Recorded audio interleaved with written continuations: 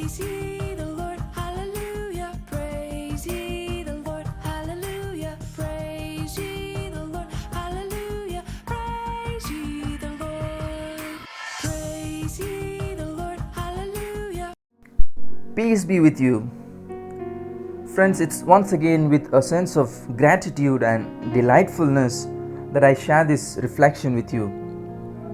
Let me narrate to you at the very outset the background of the first reading.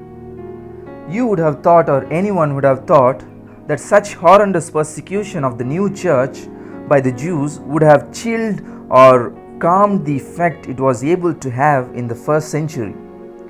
Beginning at Jerusalem, threats, beatings, and arrests had finally given way to murder as Stephen was stoned to death for his faith in Jesus. It was decided in high places to finish off the new church then and there, but it was decided in the highest of high places not to allow that to happen. Believers driven from their homes in Jerusalem were scattered here and there throughout Palestine.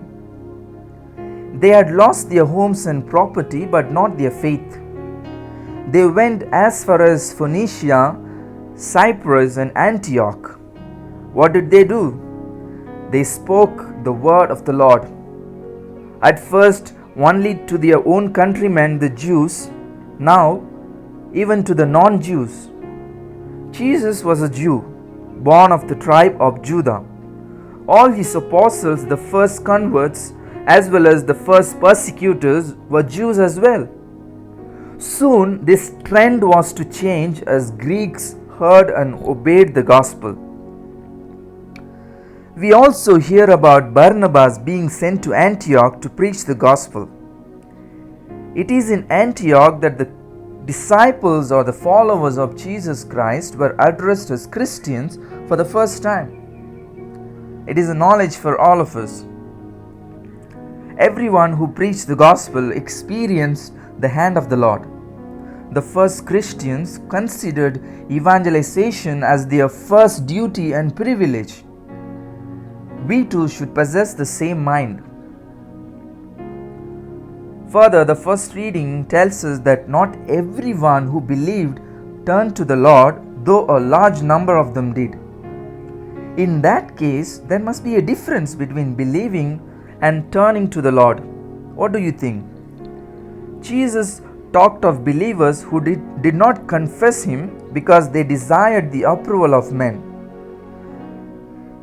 This can happen with our lives too. No doubt, we may have believed in Jesus Christ.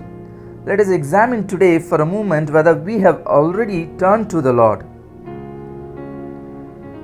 The reading tells us that Barnabas began to encourage these new disciples to remain true to the Lord in Antioch.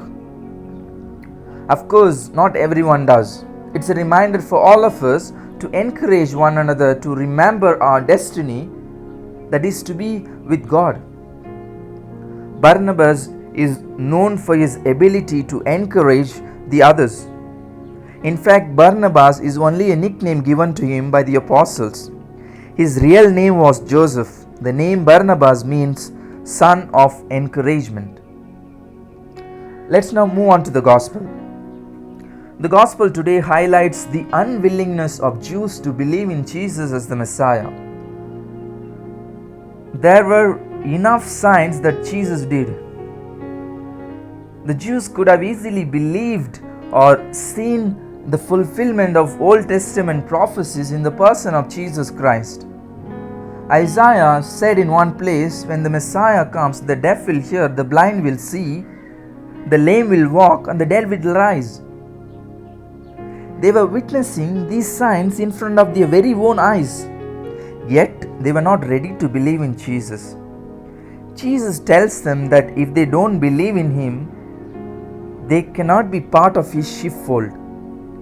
Only when we believe, we can be part of His sheepfold. Being there, we will be able to recognize His voice and follow His instructions. So friends, let's not have any doubt. It's Jesus who has redeemed the world. He invites us to turn to Him and to be part of His sheepfold. The next point that I want to put forth before you is based on the verse, I and the Father are one.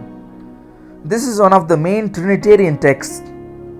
It is in and through the person of Jesus Christ that the apostles came to know about our God who is Trinitarian. I and the Father are one. This goes on to mean that they share the same substance. Friends, the liturgy today in short invites all of us to turn to the Lord. Let this be our reflection for today. God bless you.